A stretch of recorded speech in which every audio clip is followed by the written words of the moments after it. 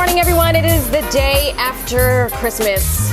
We hope you are nursing that eggnog hangover. We sure are. Good morning, everyone at home. Let's take a look at the national forecast. We have 3 areas of interest. The southeast with some rain. The nation's heartland, a little bit of rain and snow. We spoke to the president of the Polar Bear Club. In addition to the 1,500 swimmers, there were plenty of revelers.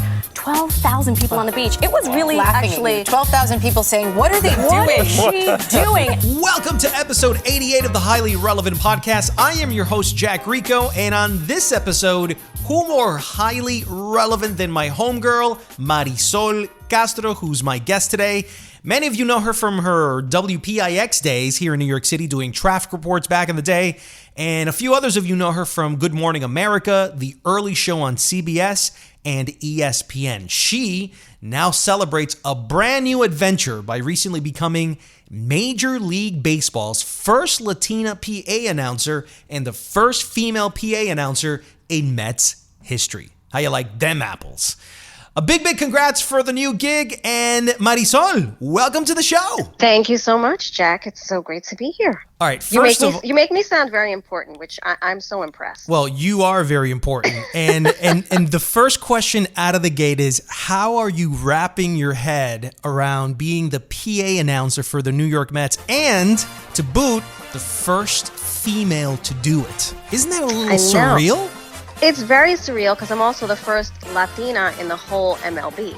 So woman, Latina, oh man, it's crazy. All of it. So I don't know how I'm wrapping my brain around it. I don't think I have taken enough time to stop and say, holy smokes, like this is what you're doing. So I guess to answer your question, I'm still trying to wrap my brain around it. This is a departure for you. And so my big question, I think what everybody also wants to know is, how did that job come to you?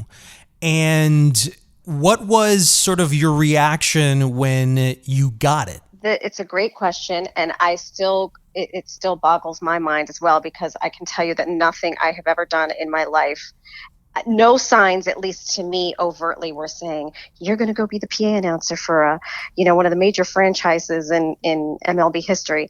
I guess to your point, I've been doing television for 20 years, and in those 20 years, I've made incredible friends. I've worked with very professional, incredible people, and someone just happened to drop my name to the right person at the right time. You and I both know we've come up through this business together. Timing and luck. If you have that, you're golden. But I will say, I just happened to be walking past Washington Square Park, and I see this number on my phone that I keep ignoring because I'm one of those that if I don't recognize your number, sorry, you better leave your message. I'm in the same boat now with these telemarketers. I'm like, done. I'm done picking up the phone. It's like, hello, where we're calling from? Yeah, I'm done with that. Exactly. So I picked up the phone, and lo and behold, that man would go on to become my boss for the New York Mets. And I was so confused. I was just kind of like, this is odd. But growing up a native New Yorker, growing up in the Bronx, loving baseball, loving sports, I just thought, all right, I obviously know how to manipulate my voice. But it had never occurred to me to be a PA announcer. And so he said, well, would you consider it? And I said, yes. And I said, but honestly, what's the story here? And he said, the Mets organization is very committed to having a female public address announcer, not just female, but a Latina. And of course, being the cynical journalist that I am, I was like, why? And by the way, it sounds like you were almost like underselling yourself for the job. No, you know what it is? It's not that I didn't want the job. I think for me, what has been super important, because our business is so topsy-turvy, I never want to be caught with a blind spot. And so here I have the executive producer of Mets production, Joe DeVito, telling me that they're moving forward. They're very committed to having a Latina. And so I'm thinking, okay, I checked those boxes. But in my own mind, I'm saying, I know how this business works. So what's the catch? So it wasn't so much that I didn't want the job. I have to advocate for myself. And so I'm already thinking in my mind, what is going on here? How could this possibly be happening? And perhaps to your point, I was kind of like, me? Really, me? Um, and so I just, he said, we're committed to having the voice of the Mets be a voice that reflects the eyeballs that watch us, the people that fill the seats. So you know what? And Jack, you know me, I don't say no to a meeting. I'm kind of like, all right, this is something completely new and different. Let's see where this goes. And so obviously the question of, are you bilingual? Yes. Are you fluent? Yes. This, that, and the other. And so when they sent me a lineup sheet, and I had to go through, and I was literally sitting in the floor of my closet, threatening my two boys, you need to be quiet for 20 minutes because mommy has an audition. And they're looking at me, they're like, but you're still in your pajamas. I was like, shut up. Because obviously they've grown up with me having always worked in television. And so there I am recording all the names and such. And when I went to the stadium, so I made the first cut, and they brought me to the ballpark, and they stacked us, right? So I go in, and I immediately, they bring me into the bowels of Citi Field, which is a beautiful baseball stadium. I did say to my bosses, I said, listen, so here's the deal. Not every Latino wants their name pronounced in Spanish. Interesting. You called me Marisol. I refer to myself as Marisol. Marisol, yeah. Yeah. So, and there are other women who spell their name exactly the same way, or they spell it with an I, and they refer to themselves as Marisol, and that's cool. And that's also like such a commentary on who we are as Latinos, right? Like we are this wide diaspora. But anyway, so I said, listen, I've never known Jose Reyes to go by anything other than Jose Reyes, because they wanted me to say Jose Reyes. And I was like, dudes, I don't think he wants to go by that. So do you have to talk to the baseball players to get the proper pronunciation of their names? Well, I asked, I said, listen, can I go into the clubhouse and ask these guys themselves what they prefer? What is their preference? And they said, absolutely, let's go do it. And so one day I went, and it was so incredible. I think not only because these players are Latino, but also just from a human perspective, to meet someone where they are and say, how do you prefer your name to be pronounced? It was like, it took them back. They were like, oh my gosh, no one's ever asked me that. You know what I mean? You're kidding me. So I said, listen, at the time it was Adrian Gonzalez, and I said... Adrian Gonzalez. Yeah, and I said to him, do you prefer Adrian Gonzalez? And he laughed. He was like, that makes my Mexican family very happy if you were to say that. And I was like, done. Wow. That's what I get paid to do. So, well, there you go. I think that's one of the values and the assets that you already bring to this. First of all, you give, from what you're telling me about, Adrian, you've just given him family pride.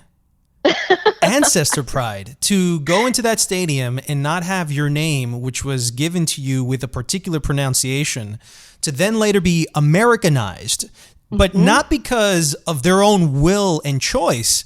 It's because maybe the previous booth announcer has no concept of how a Latino name is pronounced. And so to update and modernize that, they're getting somebody who does understand the nuances of Latino names, which is most star players in baseball are Latino. So it matters. There are a ton. Yeah, no, it absolutely does. And what's interesting is, parallel to my getting this job, a writer from the New York Times was doing a piece on this exact phenomenon, on the changing face of, baseball over the years, how it's evolved. And we spoke very briefly. And when I read the article, it was interesting because there's still the old guard that's like, listen, this is their name. This is what it looks like on paper. This is how I'm going to pronounce it. And then there's someone like me who I know I've spent my entire life correcting people on how to pronounce my name. So for me, names are super important. The fact that it's Latino names, like that's just an added bonus for me. That being said, I just came off of a 4-game series with the Braves. And there are a ton of Eastern European surnames that are spelled, not necessarily consonant, vowel, consonant, consonant. It's like consonant, consonant, consonant, vowel, Z. And I'm like, So oh how do you my prepare gosh. for something like that? Can you go into I their do. locker room? I go into what I can do a couple of different things. In a perfect world, I can go straight up to the players. And that would be the best thing. What I like to do is go into the booth and I start Googling, and it'll be the person's last name, Nick Markakis. Looks easy enough, but I'm Googling it and I want to find a moment where he is pronouncing his own name so that I can hear him. If I can't do that, I can go to the visiting team's television booth or the visiting team's radio booth. So there are a bunch of different And you're resources. granted that access, which is pretty awesome. Yes. That being said, once I press the button and I move my lips close to the microphone, whatever comes out, comes out. So, and there have already been a few times where I've gotten it wrong and I've been called out on it. And, I try to handle it as gracefully as I possibly can. Tell me about the audition process when you got this. How did you prepare at home? Do you have equipment lying around? Did you have to go into a studio? How many times did you hear yourself to sort of just latch on to that tone? And then when you heard yourself afterwards at the stadium, was it different than what you had been hearing of your voice recently? Well, I'm laughing because I know you are a man who loves his gadgets, and you are incredibly ahead of the rest of us when it comes to your technology. And I am a neophyte. So you'll be shocked and appalled to say I have 0 gadgets. I literally used my iPhone 6S. Okay. Yep. Good microphone, by the way. I do some podcasts like that too sometimes. And that's literally what I did. I did the little voice memo. I was given a sheet. They happened to use opening day of this year of 2018. So it was the opening day lineup. And I just had to read the names. And that was the audition. Of the starting players. That was the audition of the starting players that I did in my closet in my pajamas when I yelled at my children to shut up. Once I passed that, they brought me to Citi Field.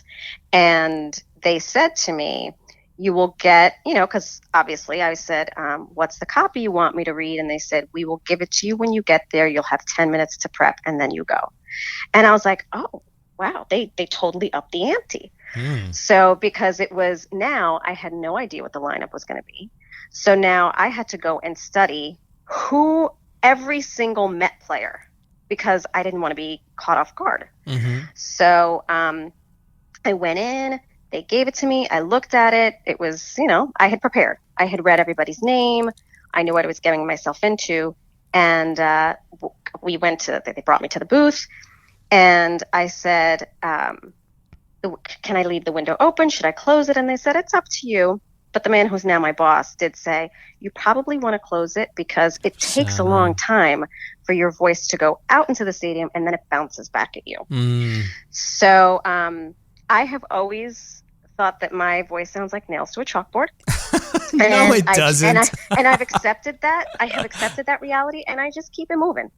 So I did the whole thing. I went through the whole lineup, and then they said, okay, here's some extra copy. Can you read this copy? And it was sight unseen, so it was cold. Yeah. Read it, nailed it, and I said, okay, anything else? And they just kind of giggled, and they said, no, that'll be all. Oh, and I did say before the audition started, looked over, and I said, listen, I have no idea how this is going to go, but can I go run the bases? Because I don't know if I'll ever. You ran the bases? No, I did not. Darn. I just looked at him and I was like, can I? And he looked at me and was like, no. And I was like, damn.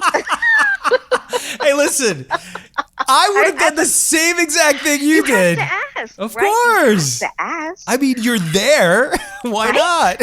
Why not? Jeez.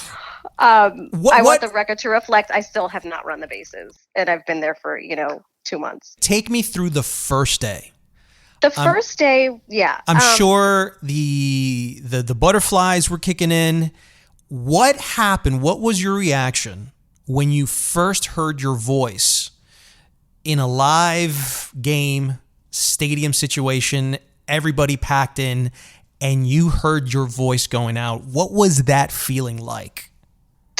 It was, and I think to something you so generously said earlier, I have been doing this for so long that when I'm in the moment doing my thing, I am so not aware of my voice, meaning the sound of it. That being said, I did say to them, listen, this is my natural voice. I can speak in a lower register if you need me to. I can speak in a higher register. Tell me what you want. And they said, just use your regular speaking voice. I've been doing this for 20 years. I know how to manipulate my voice. Mm-hmm. So for me, it is, as long as I know, okay, what do you want? Okay, this is what I'm going to give you. Then for me, being in the moment is just making sure I get the copyright. And the first day was hectic because I was part of history. It was the first time a woman was sitting in the booth, and there was press there. So it was a learning curve for both me and for the Mets franchise. Suddenly the PR people are there and doing something that they weren't used to doing, which is, hold on, we need to give her a break. Her being me, because, I was doing interview after interview.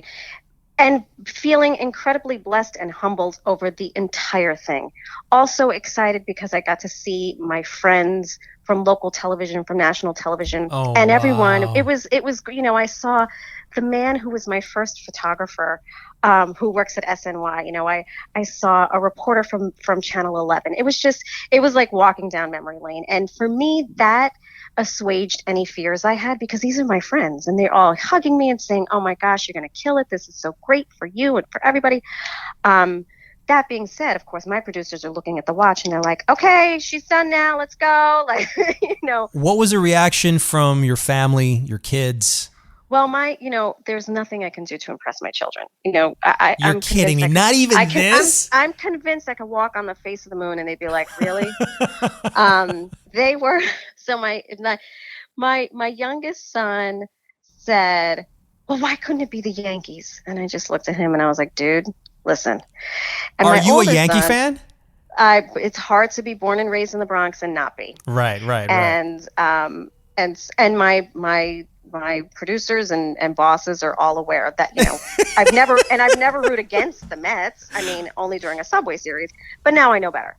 Right. And by the way, when I got to call the Subway Series, I was losing my mind because I was not only just announcing the Mets, I was announcing the Yankees. It was a whole situation. And before we continue our interview with Marysol Castro, I wanted to tell you about Sax Underwear. They recently released their new Undercover collection. It's made of super soft cotton modal, and it keeps you cool no matter what. The result is that it's breathable, moisture-wicking, and resistant to odor. They're the only men's underwear that I use because of the ballpark pouch. It has these internal mesh panels that keeps everything in place. There's really nothing else out there like these. I want you to try Sax as well, so I work with Sax Underwear on a limited time deal just for you. Shop from anywhere on their site and get $5 off, plus free shipping on your first purchase. But you need to use my promo code HIGHLYRELEVANT at checkout. Order a few pairs of Sax right now with this great offer and go to Sax Underwear at saxxunderwear.com. That's Sax with 2 X's, and use the promo code HIGHLYRELEVANT at checkout. Remember, saxunderwear.com, promo code HIGHLYRELEVANT.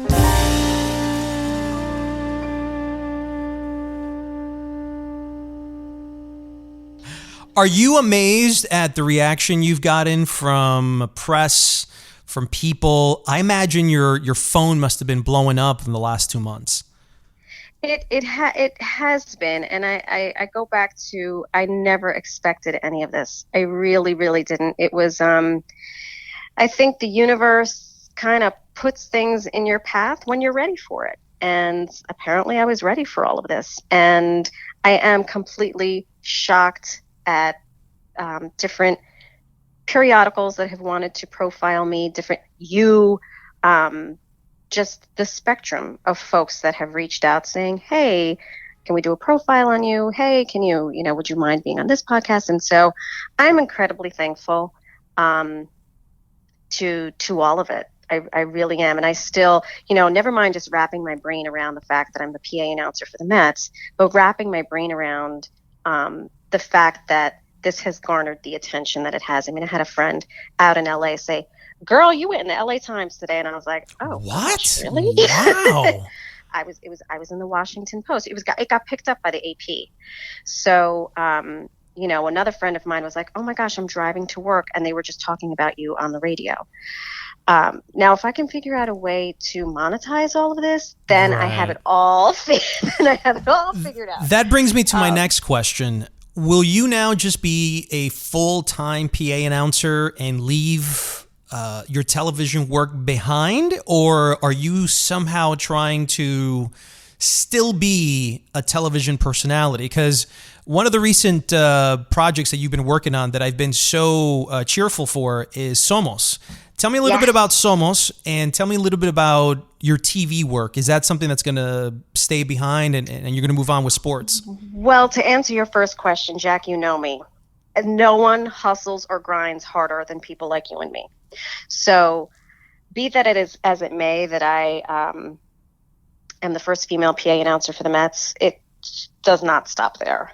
I am still committed to doing work on television, both in front of the camera and behind the camera. And you and I had spoken about Somos and my next steps with Somos, which is Somos is a show I created where it's very simple. I profile Latinos from all walks of life. Some of them are famous, some of them are not famous. How ironic, right? And you should profile yourself. Hey, maybe I could do a show about myself. I'm a walking irony. And literally, as I was starting to really put feelers out there about Somos and look for sponsorships and look for brands and look for investors, this Mets thing literally fell in my lap. And I just said, okay, well, this is the universe wanting me to do this other thing. And so no, I am still committed to doing television. And I love being able to work all sides of my brain. Is it great that I get to do this job where I'm involved in sports? I think I feel like sports and I were meant to be. Sports always has a way of finding me, right? Mm-hmm. When I was like leaving news, suddenly ESPN shows up and I was like, oh, wow, this is great. I've played sports my whole life.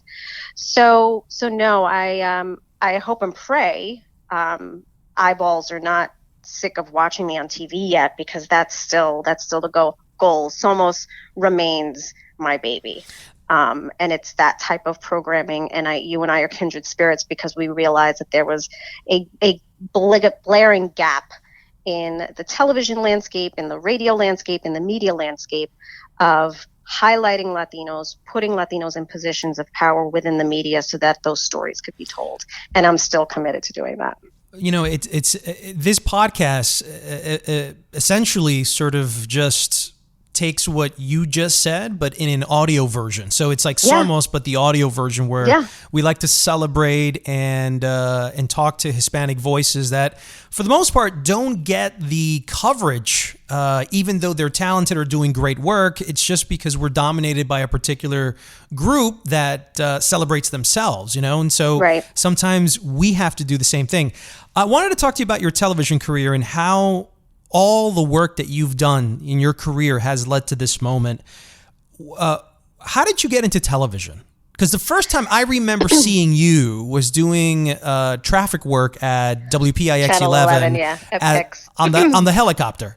Oh my gosh, the helicopter, yes. And I was a weather anchor at Univision for their morning newscast at that moment. And I remember that one of the things that sort of made me look at you a little bit closer was that you were one of the few traffic anchors at that moment that had personality. Oh my gosh! that you didn't even embody the sort of very dry, stuffy, get to the point. You were almost like the expressway is backed up, bumper to bumper. Yeah, I infused it. Yeah, right. And you kind of added, moments of hilarity, a very casual conversation behind it, and I think that was the beginning of like, wait, who's that person? That's Marysol Castro. So tell me how you started in TV and kind of, because I want to talk about all those key moments for you that kind of led you to this moment. Well, thank you for asking. I appreciate it. Listen, I went to I got a bachelor's degree in government from Wesleyan University. I taught high school English for 4 years because I thought I was going to be a lawyer. That never happened. I ended up going to the Columbia Journalism School, and I was a broadcast major. That was my concentration. I graduated on a Tuesday, and I should say, at the J School, I was fortunate enough that I learned how to use a camera. I learned how to edit. I learned how to write. I learned how to produce.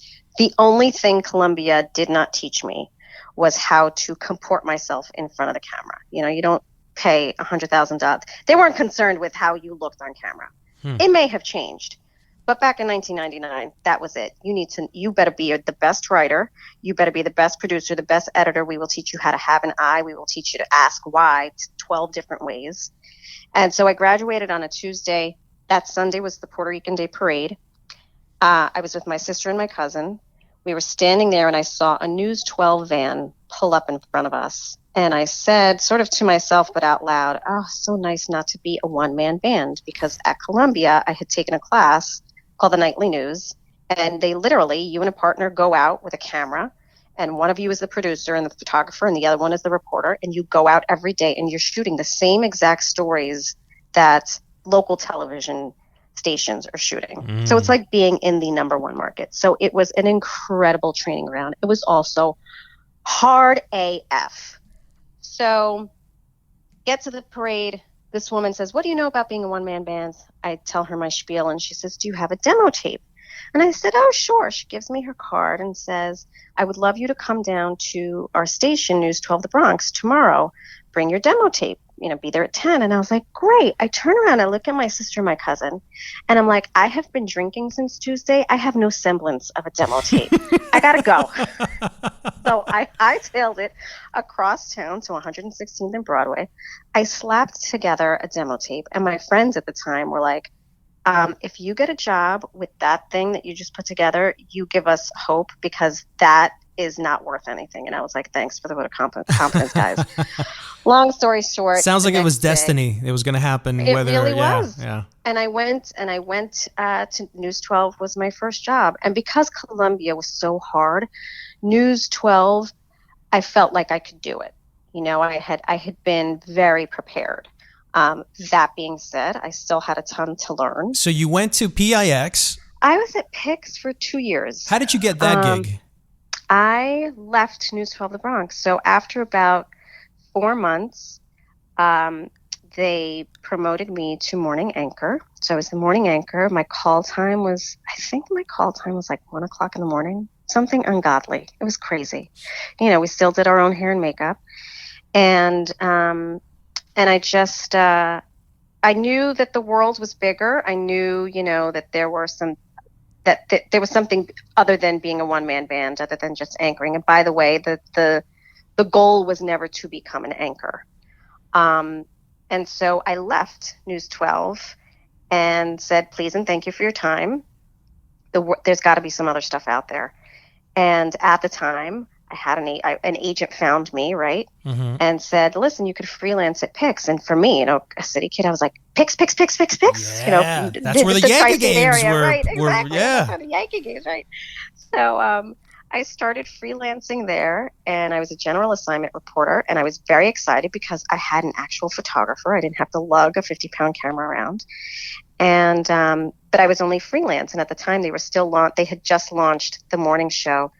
And so the EP at the time said to me, hey, listen, you're this super smarty pants with your Columbia pedigree and you come from hard news, but would you consider coming to the morning show? And I said, in what capacity? He said, as the traffic reporter. And I was like, oh, hell no.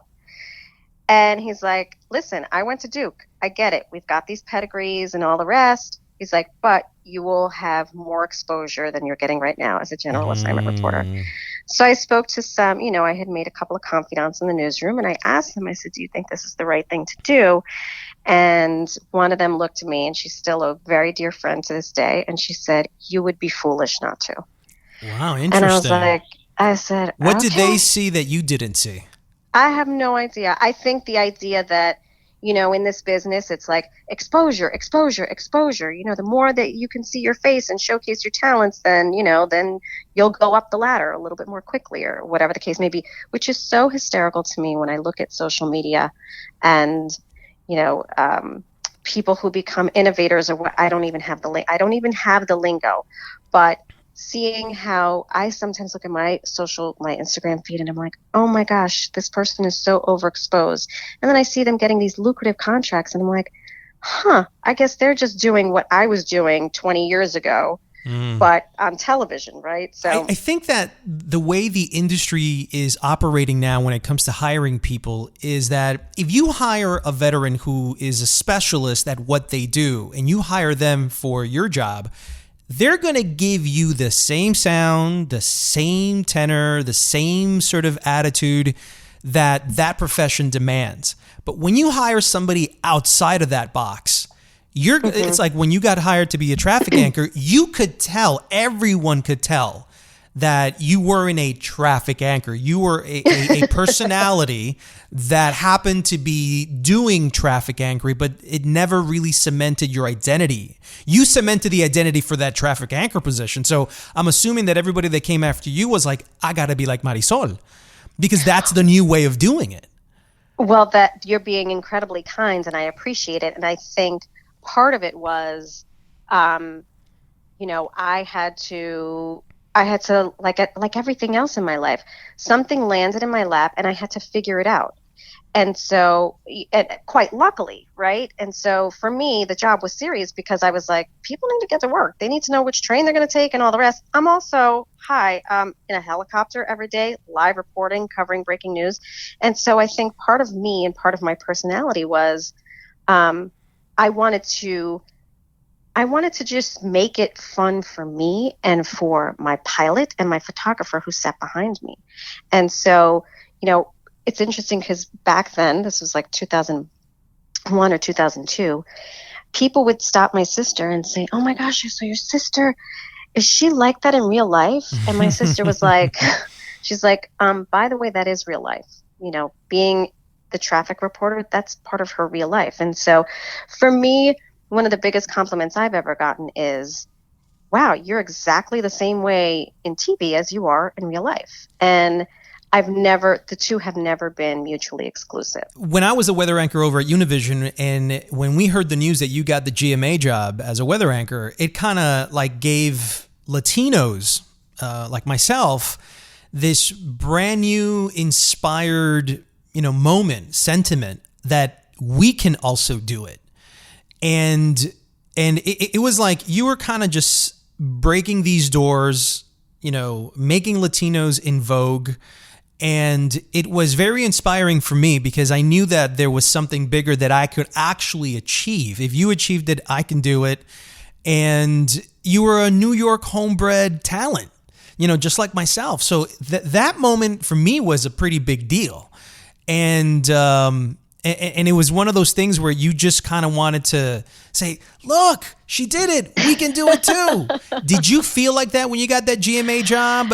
Or how was that like for you? No, I have to tell you, Jack, and I'm listening to you and I'm literally like, I feel myself welling up, and I'm not a crier because, I know earlier I said things have landed in my lap, and it may seem that way. I have worked so hard at what I do. So hard. It's like, if you take yoga, they say, if we're giving you really difficult positions to put yourself in, you have to make it look easy. And that is kind of like a good slogan for my life.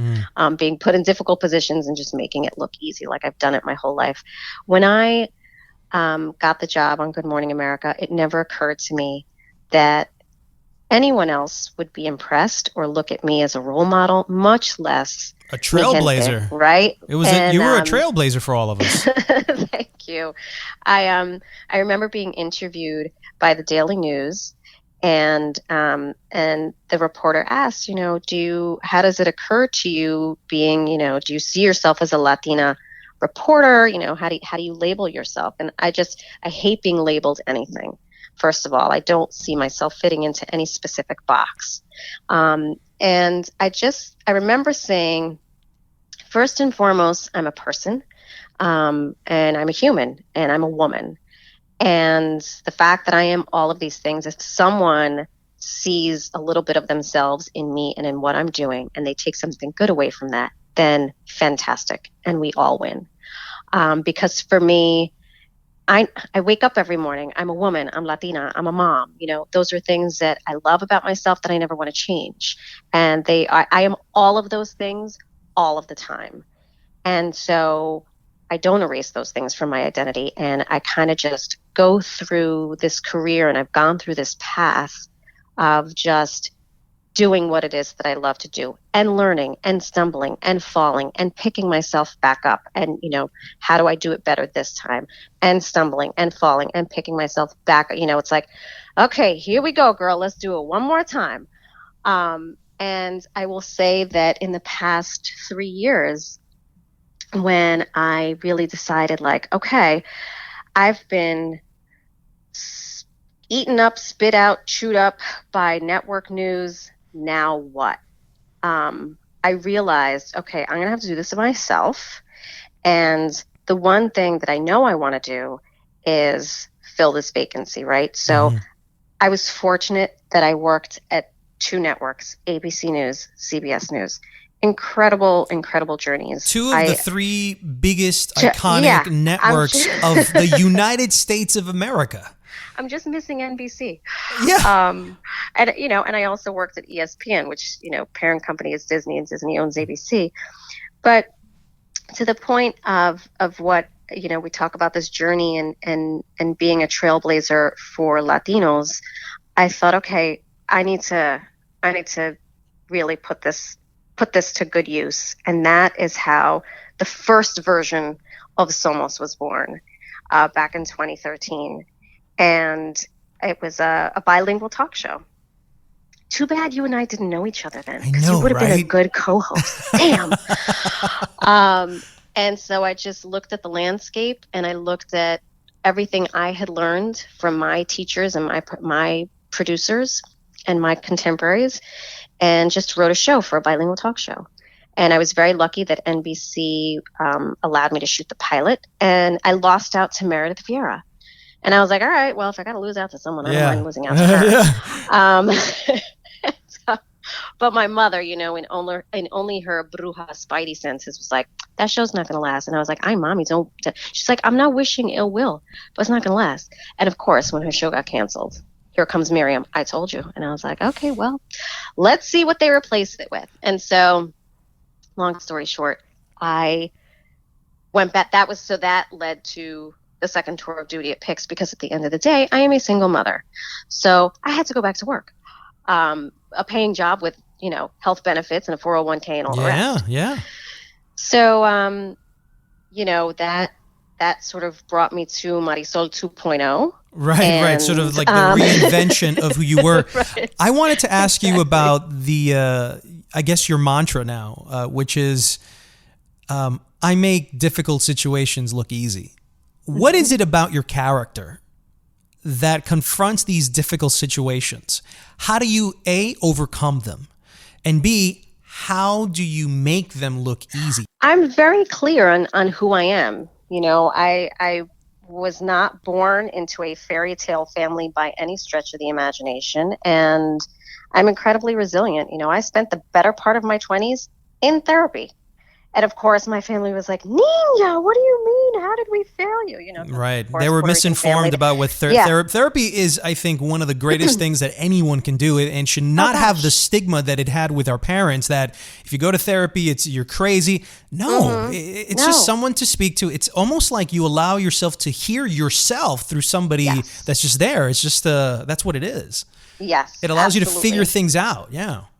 It does. And I'll be honest with you, going to therapy and sports, and I guess maybe that's why sports has always found me, because for me, I needed to figure out how to self-soothe, right? So what is it that I can do? I'm not a good meditator, but my entire life, I have always played a sport. I have always had sports, whether it was gymnastics, volleyball, track, rugby. I'm a triathlete. I've done Tough Mudders. I've done all sorts of crazy races.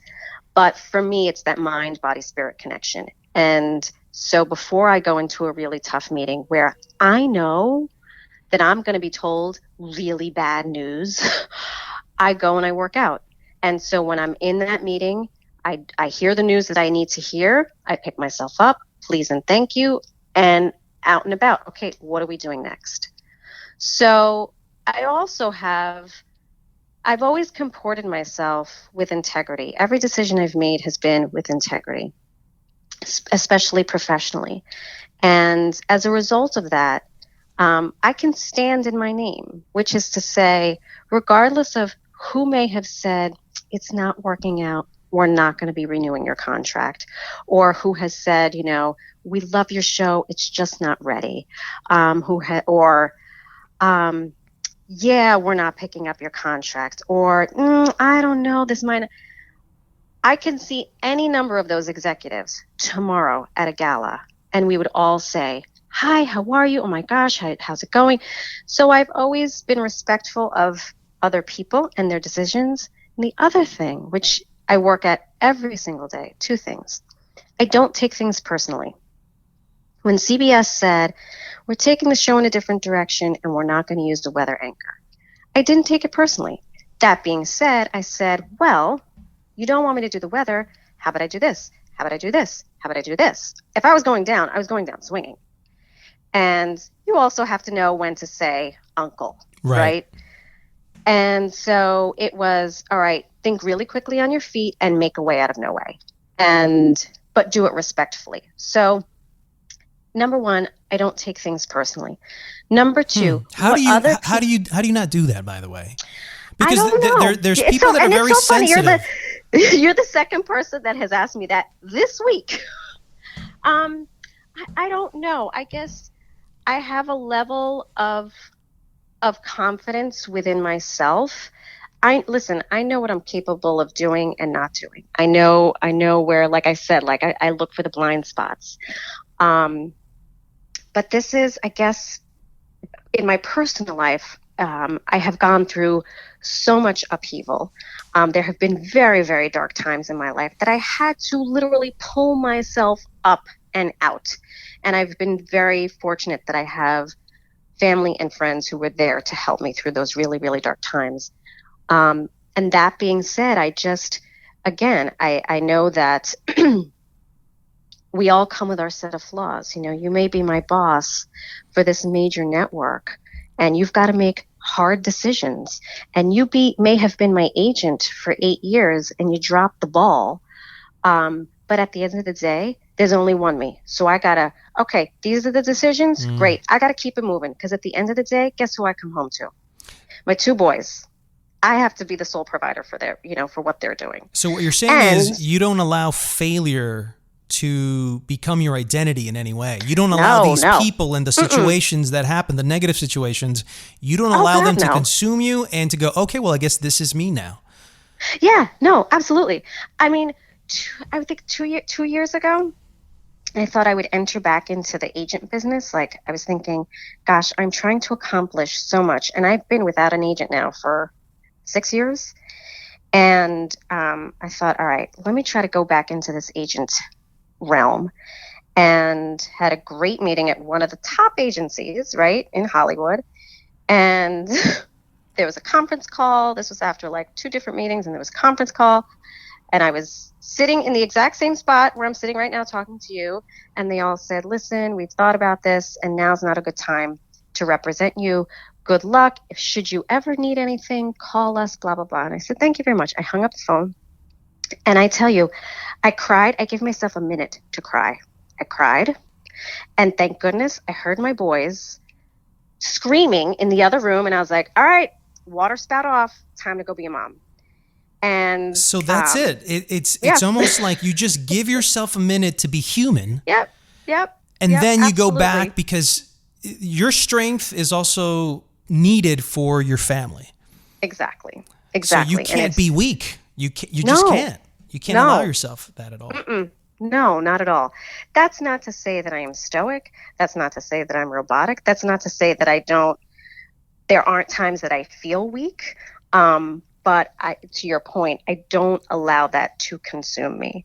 I use it to propel me to whatever it is that life is going to throw at me next. And with that said, it's thrown at you this amazing job as the PA announcer, the first Latina in Major League Baseball, to do the work that you're doing right now. I'm so happy for you. I don't know how else to be happy for someone as if it's happening to me, but I'm feeling all the little joys and all those happy moments, happy feelings, because I know you, because I've been following you for so long, because I like you as a person, because I think you're very talented.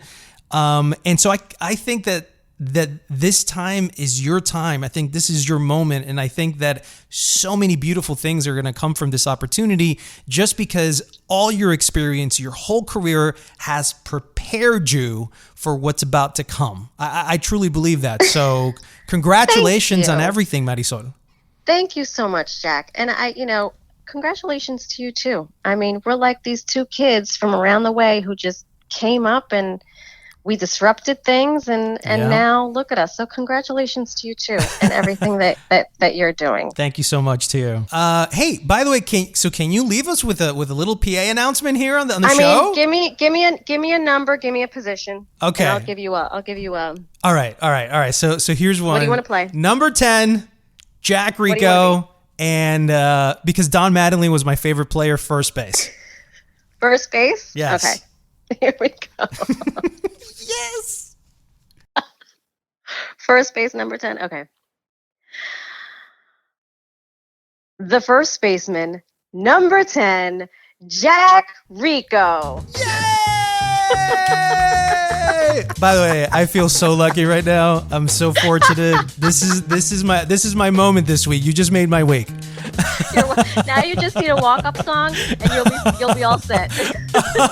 Enter the Sandman from Mariano Rivera or something like that. Oh gosh, we need him back. Lord have mercy. Marisol, thank you so much again, and Jack, congratulations once again with everything. Thank you so much. Always a pleasure. And before I head out, Aretha Franklin passed away this week at the age of 76 due to pancreatic cancer, but she left a legendary body of work that is unrivaled to this day. Here's my favorite track that you're listening to right now. It's arguably one of the greatest songs I've ever heard. Until You Come Back to Me. Rest with the angels, Aretha.